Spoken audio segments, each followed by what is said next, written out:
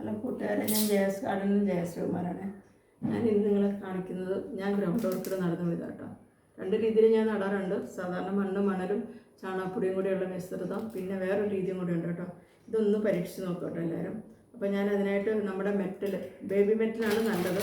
ഇതിപ്പോൾ ഇച്ചിരി വലിപ്പമുള്ള മെറ്റലാട്ടോ. പക്ഷേ കഴിഞ്ഞ വർഷം ഞാൻ ഇങ്ങനത്തെ മെറ്റൽ നട്ടതിൻ്റെ പ്ലാന്റ് നിങ്ങളെ കാണിച്ചു തരാവേ. അപ്പം ഞാൻ എടുത്തിരിക്കുന്ന ഒരു ഗ്രൗണ്ട് ഓർക്കിഡ് കേട്ടോ. ഒരു ചെറിയ സ്പൈക്കൊക്കെ വരുന്നുണ്ട്. അപ്പോൾ എടുത്തിരിക്കുന്ന പോട്ട് ഇതാണ്. നിങ്ങൾക്ക് വലിയ പോട്ട് എടുക്കാം, കാരണം എന്ന് വെച്ച് കഴിഞ്ഞാൽ നല്ല ഷൂട്ട്സൊക്കെ വരണ്ടല്ലോ. അപ്പോൾ ഞാൻ നിങ്ങളെ കാണിക്കാൻ വേണ്ടിയിട്ടാണ് ഈ ചെറിയ പോട്ട് എടുത്തിരിക്കുന്നത്. അപ്പോൾ അതിൻ്റെ അടിയിലായിട്ട് ഞാൻ ആദ്യം കുറച്ച് മെറ്റലിട്ടേ, അതിനുശേഷം ഈ മണലും കുറച്ച് ചാണകപ്പൊടിയും കൂടെ മിക്സ് ചെയ്ത മിശ്രിതമാണ്. അതിട്ടതിന് ശേഷം വീണ്ടും നമ്മൾ മെറ്റലിടുക കേട്ടോ പോട്ടിൽ.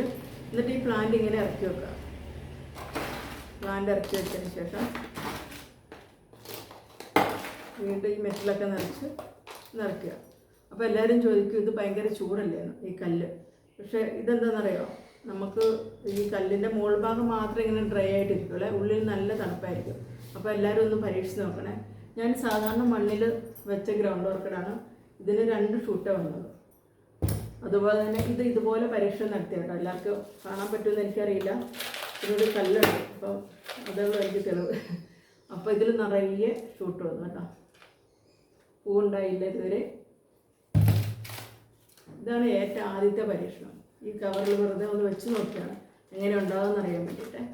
അപ്പോൾ ഇത് നോക്കിക്കേ, നല്ല 2 സ്പൈക്കൊക്കെ വന്ന് നല്ല അടിപൊളി ഫ്ലവറല്ലേ.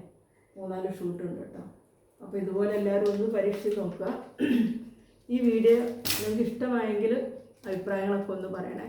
ആദ്യമായിട്ട് കാണുന്നവർ ഒന്ന് സബ്സ്ക്രൈബ് ചെയ്ത് സപ്പോർട്ട് ചെയ്യണേ. അപ്പോൾ ഇനി അടുത്ത വീഡിയോയിൽ വീണ്ടും കാണാം കേട്ടോ. താങ്ക്സ്.